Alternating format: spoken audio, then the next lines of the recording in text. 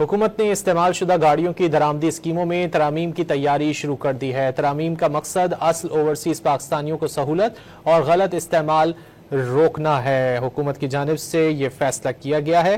حکومت نے استعمال شدہ گاڑیوں کی درآمدی اسکیموں میں ترامیم کی تیاری شروع کر دی ہے۔ ترامیم کا مقصد اصل اوورسیز پاکستانیوں کو سہولت اور غلط استعمال روکنا ہے۔ مزید جانیں گے ڈان نیوز کے نمائندے طاہر شیرانی سے۔ طاہر، ممکنہ ترامیم کے حوالے سے مزید کیا معلوم ہو سکا؟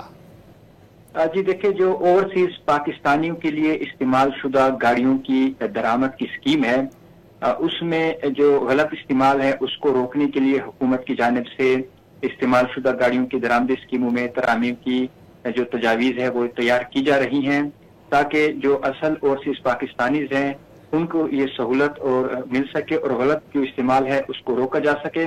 اس حوالے سے وفاقی وزیر تجارت جام کمال اور معاون خصوصی صنعت و پیداوار ہارون اختر کی زیر صدارت بین الوزارتی اجلاس ہوا ہے، جس میں آٹو انڈسٹری سے متعلق مختلف تجاویز پر زیر غور کیا گیا۔ جو اس کے ساتھ ساتھ جو ایسوسیشنز ہیں آٹو انڈسٹری کی، انہوں نے بھی اجلاس میں شرکت کی ہے اور مختلف تجاویز پر غور کیا گیا۔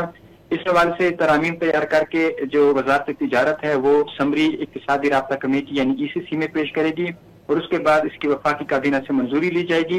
اعلامیہ وزارت تجارت کے مطابق آٹو پالیسی استعمال شدہ گاڑیوں کی درآمد انڈسٹریل فیسیلیٹیشن پر اجلاس میں مشاورت کی گئی اور وزیر تجارت نے یہ اعلان کیا ہے کہ استعمال شدہ گاڑیوں کی کمرشل درآمد میں بدعنوانی کو روکا جائے گا اور بدعنوانی pre shipment post shipment inspection سے روکی جائے گی، اور اس حوالے سے جو معیاری کنٹرول ہے واضح درآمدی قواعد سے شفافیت انڈسٹری کی ترقی کو فروغ دیا جائے گا۔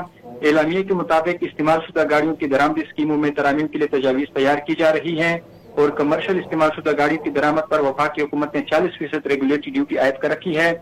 گاڑیوں کی درآمد پر جو ڈیوٹی ہے اس کو ہر سال بتدریج کم کیا جائے گا۔ اس کے ساتھ ساتھ وفاقی حکومت کی جانب سے جو بیگیج ہے، گفٹ ٹرانسفر آف ریزیڈنٹ اسکیمیں ہیں، ان کو بھی یکسانیت لانے کے لیے تجاویز پر زیر غور ہے اور اس حوالے سے جو حتمی تجاویز کی منظوری ہے وہ ECC سے لی جائے گی۔ بہت شکریہ طاہر شیرانی، آپ نے اپڈیٹ کیا۔